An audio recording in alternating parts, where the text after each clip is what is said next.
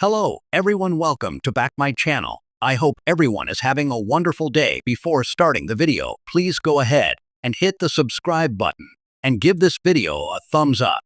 There is nobody quite as compelling as the women of the bold and the beautiful.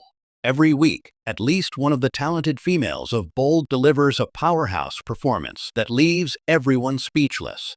Sometimes, it's a brash and brazen set of scenes like last week's recipient, Jacqueline Wood, and other times it's the subtle, muted pain of this week's winner, Rebecca Budig. The bold and the beautiful, Rebecca Budig, performer of the week. Rebecca Budig had a tall task while stepping into the role of Taylor Hayes.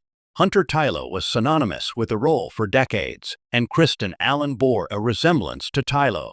Budig entered into the role looking absolutely nothing like viewers were accustomed to seeing Taylor as, and she brought a more muted, demure vibe to the character.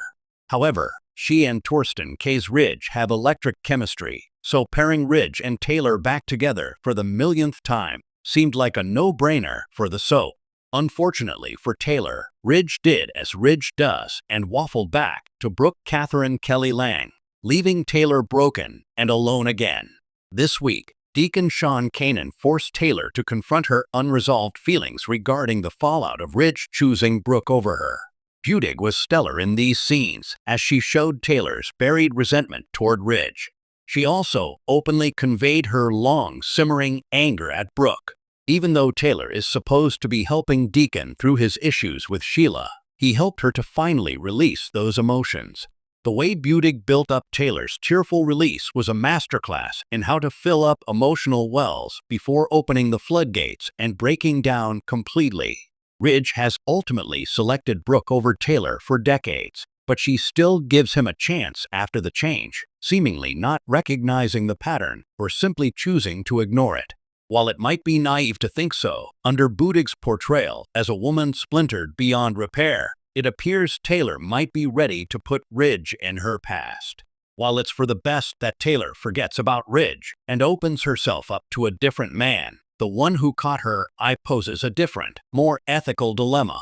The biggest talking point from Taylor's scenes this week was the song and dance about taking things to the next level with Deacon. He's her patient, so the dynamic is complicated. And although she exhibited a desire to become intimate with him, her dedication to her profession ultimately gave her pause, and she dialed it back. However, the consummate professional that Taylor is, she explained to Deacon why it couldn't happen, and things needed to remain the way they were meant to be. One of Budig's best lines of the week was to Deacon, and she said, "You both have to be reliable partners willing to follow through on promises, or else words are just words." The words slipped from Budig's lips like a haunting echo of Taylor's past. She may have been speaking about the state of Deacon and Sheila's Kimberlyn Brown marriage, but her words hearkened to the sad state of affairs regarding her and Ridge.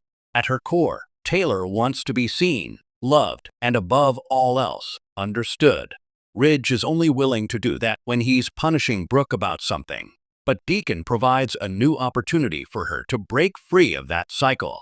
Taylor felt incapable of being a dynamic character for the longest time, and although it started off slow, it feels like Budig has fully made the role her own. She still feels like Taylor, but an elevated, evolved version of the character. It remains to be seen if she pursues Deacon after all, but with the threat of Sheila lurking in the shadows, she should tread lightly.